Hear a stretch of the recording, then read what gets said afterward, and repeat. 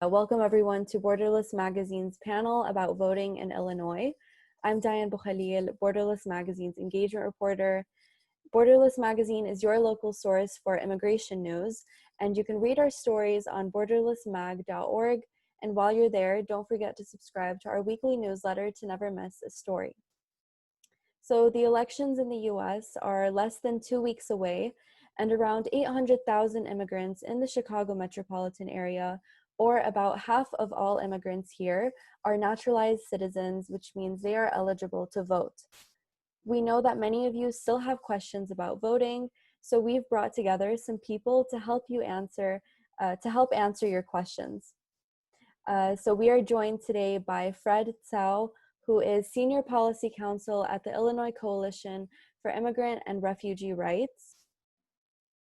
Also here today is Rebecca Carter, a fellow at the Chicago Lawyers Committee for Civil Rights, and Michelle Hernandez, an advocacy associate from the American Civil Liberties Union of Illinois. So thank you all so much for being here with us today. So to start off, why should people vote?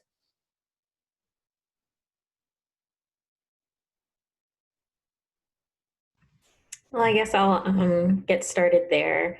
People vote for all kinds of reasons and have all kinds of motivations for doing so, but ultimately it's a way for people to show their voice. It's one of many ways to be civically engaged and participate in our society.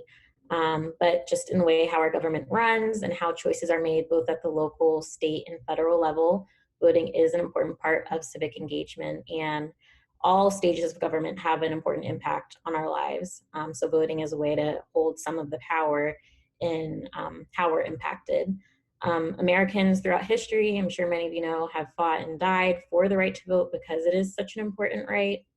And so for Chicago Lawyers Committee for Civil Rights, as a nonpartisan group, we do believe that every eligible voter should be able to cast their ballot, that every vote should be able to be counted regardless of party affiliation, regardless of a person's racial identity, their ethnicity. So we advocate for everyone to be able to exercise that important right.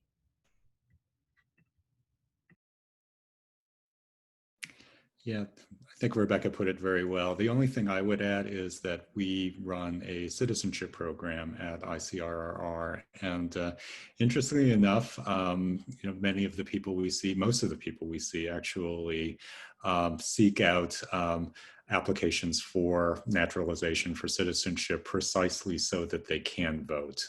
And you'll see the numbers of people who are putting in applications usually surges right around the time when you factor in the processing time for the application, and you count back from election day, and that's when you'll see a surge of applications. So many immigrants may not have had the opportunity to vote or to have a say in their local or national government, in their native countries. And they come to the United States, precisely for the reason that they want to have a say over the policies that directly affect themselves and their families and their communities and their lives. So, for many immigrants in particular, voting is particularly important. I think both Rebecca and Fred, I agree with everything that they said, and I also want to highlight the importance of the local level races, so the down ballot races, and everyone from who your alderman is or who is a judge has such an extremely high impact on our daily lives, and it's really important for people to have their voice heard and decide who is able to represent them in government. Mm-hmm. And how does someone know they're eligible to vote?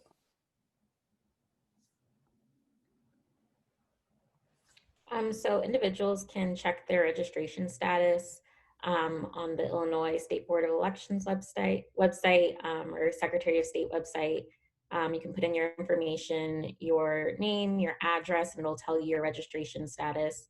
And I'm sure we'll get a little bit more on registration later, but there are still currently and will be up to and on election days. On election day, many opportunities to register to vote if you are not registered yet. If the question is asking who qualifies to vote, the basic qualifications are you have to be 18 years or older as of election day. So if you were born, in this year, if it means if you were born on or before November 3rd, 2002, you're old enough to vote. You have to be a US citizen. You have to have lived in the jurisdiction where you plan to vote. I believe it's 30 days, if I recall correctly.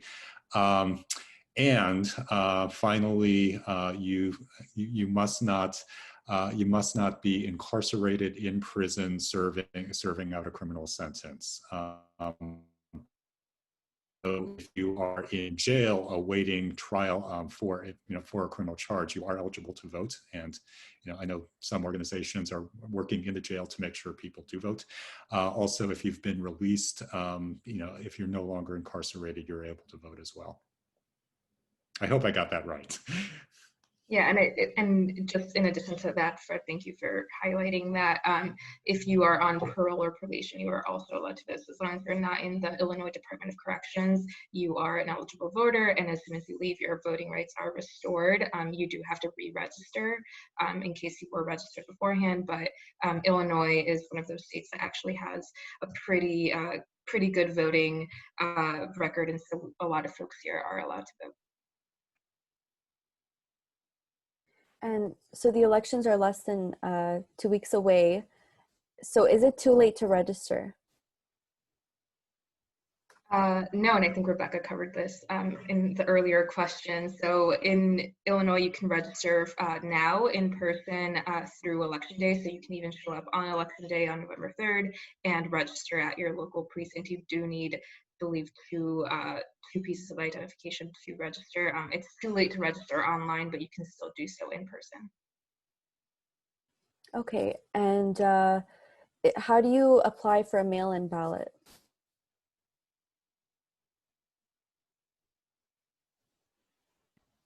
Sorry, it took me a while to unmute there. So in order to apply for a mail-in ballot, you can apply online up through October 29th, and you should receive your ballot within 2 days. And anyone's who's eligible to vote to apply for a mail-in ballot. We're encouraging people this year to vote early, whether that is by mail-in ballot or going into an early voting location, just to avoid crowding because we are still in the pandemic, and so that you can make sure you get your ballot cast as soon as possible. And do you have to return it by mail?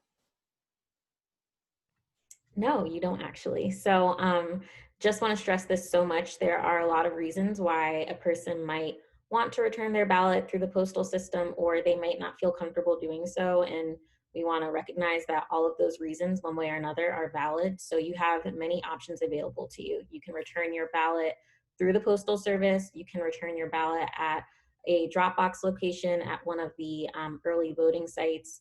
You can skip the line if you have your ballot completed. So you don't need to wait in line at an early voting location. Just make sure that when you complete your ballot, you use blue and black ink, that you seal the ballot before you drop it in the Dropbox or the post office box, that you have the appropriate signatures and fill out it accordingly so that you can make sure that everything is there, so it'll be properly certified and counted. So you do not have to. And also, if you have applied for a mail-in ballot and you haven't received it yet, you're still able to go in person and vote. You just need to fill out an affidavit saying that you have not received your ballot, or say you did receive your ballot and it was destroyed. Again, you just have to fill out an affidavit explaining that, and then you're able to vote in person on a regular ballot. You do not need to vote on a provisional ballot. So please make sure that you assert your rights, that you get to vote on a regular ballot. So there's lots and lots of options available for voting. Another thing you can do in addition to what Rebecca just highlighted, you can also hand deliver your completed mail-in ballot to your local election authority if that's something that you want to go downtown and turn it in. You could also, if you have your mail-in ballot but you've changed your mind and now you really just are dying to go into an in-person polling location, you can also surrender your ballot to one of the election judges, and then they will give you a regular ballot, and then you can vote that way. So that's something that you know, there's no reason why you shouldn't be allowed to vote in person if you choose to do that, even if you've already asked for a mail-in ballot.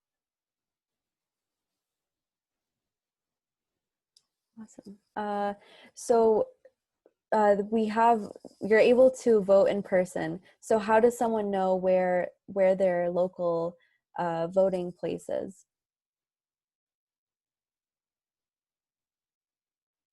So a really easy way to do that is to go online, either to your local election authority's website or go to the Illinois State Board of Elections website, which is elections.il.gov, and that will redirect you to your local election authority. And that usually, you know, they have a page where you can look up where your polling location is, and that they should give you the address, the hours, all the information that you would need to get there.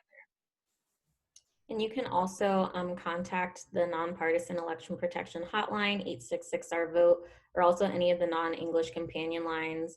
We'll have that information posted, I believe. And we can also provide you that information as far as where your voting location is. So whether you're calling leading up to the election or on election day, we'll have volunteers who will be able to find that information for you as well. Okay, yeah, so you mentioned, Rebecca, about different languages, and as we know, you know, Chicago's a very diverse city, and people speak many Englishes, more than English. So what languages can people vote in? And if ballots are not available in specific languages, are there translators to help? Yeah, so the specific languages, I believe Spanish, Hindi for the Chicago area are the two that come top of mind to me, but voters also are able to have someone who's able to assist them with the ballot as well. So as long as I believe it isn't like their employer, those individuals aren't able to help them in completing their ballot, but a relative or some other individual, and they just have to certify that they've assisted this voter in completing the ballot. Okay. If I'm not mistaken, in Chicago, ballots should also be available in Chinese and Hindi. And then several other counties in the metropolitan area are, you know, also are required to provide ballots and other materials in Spanish. Okay. And how can someone learn who is on the ballot and who's running for office? So one way you can do this is a lot of local election authorities will have a sample ballot available on their website, so you can look that up based on your registration address, and it'll show you what your sample ballot looks like. And then, you know, you can do research on your own about the candidates. There are a lot of nonprofit organizations, nonpartisan organizations as well, that provide some guidance if you know that you are interested in, you know, or support a certain organization and they're endorsing folks. If they are partisan, you can look there to see, to find more information about them. But the easiest way to do it is get a sample ballot and then go from there. And ballotready.org is another resource as well, where you can find out about specific candidates and referendum. And just like Michelle said, there are several organizations out there, both nonpartisan and partisan, that will provide details on who's running and might contain information on things that are of interest to you and how you make your decision and who to vote for or what to vote for. And is there anything on the ballot that immigrants should be aware of or pay close attention to about the election?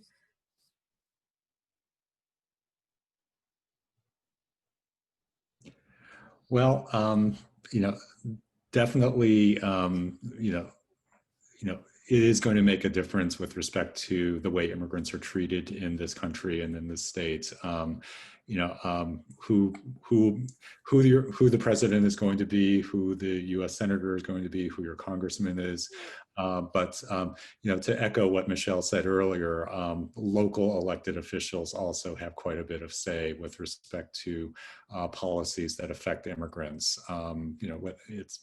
Including state senators and state representatives. Now, not all of the state representatives are up for election this year. 1/3 of the state Senate, or some portion of the state Senate, is also up this year as well. Not every state Senate seat is going to have an election. So none of the statewide offices are up this year. Those offices were elected 2 years ago and will be up again in 2 years. One particular, also the very first item on the ballot is the Fair Tax Amendment, which would amend the Illinois Constitution, which at this time requires that income taxes be charged at a flat rate for everybody, regardless of your income level. So the constitutional amendment would change that so that the state can impose a graduated schedule that through which lower income, middle income people would be charged a lower rate, and wealthier people could be charged a higher rate, a higher marginal rate. So this is a ballot measure that is a priority for the governor's office. Many organizations are also lining up in support. Full disclosure, ICRR is also endorsing the Fair Tax Amendment. It is going to require, as a constitutional amendment, it is going to require 60%, a 60% supermajority, or 50% plus one of all ballots cast. That's factoring in people who skip the question. So, that's an important question that's generated a lot of attention and a lot of controversy, and it could make a significant difference with respect to the state's finances.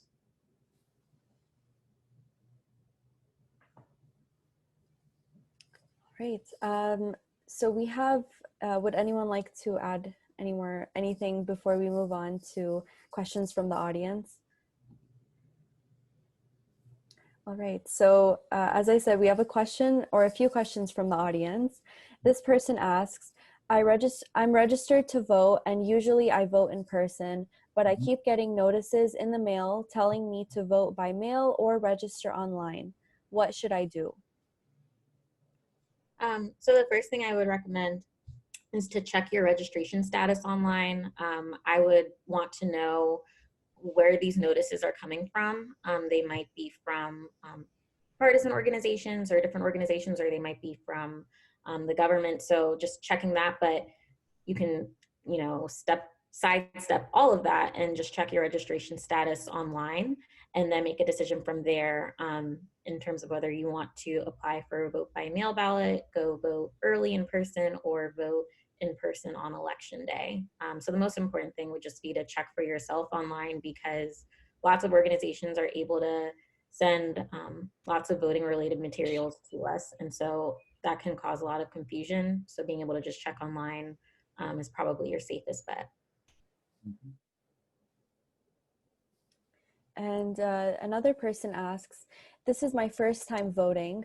I don't know if I'm registered to vote or not. How can I check? And I feel like we kind of covered this again, but maybe we could repeat exactly the website that people could check. Yeah, you can head to elections.il.gov and then it should direct you to your local election authority, and there you can check whether or not you're registered to vote. I think you might be able to able to check right on that website as well. So that's a really easy way to check your registration status and make sure that you're registered. All right, and if people have more questions to ask, who can they ask? So definitely please give us a call at 866-OUR-VOTE, and also the other companion lines that we have, which I believe Borderless Magazine will be sharing resources for all of those numbers there, but we'll have assistance from volunteers who speak Chinese, Arabic, Spanish, and several other languages. So please, if you have any questions, there's no question too small or too big. Please give us a call and we'll help you find the information you need or resolve any issues for you so you're able to cast your vote and feel that you're able to make an informed and confident decision in doing so. All right, so thank you so much, Fred, Michelle, and Rebecca for joining us today and sharing all of this information with our audience. Please head over to borderlessmag.org for a list of voting resources. And of course, while you're there, don't forget to subscribe to our weekly newsletter to never miss a story. For Borderless Magazine, I'm Diane Bukhalil, and thank you.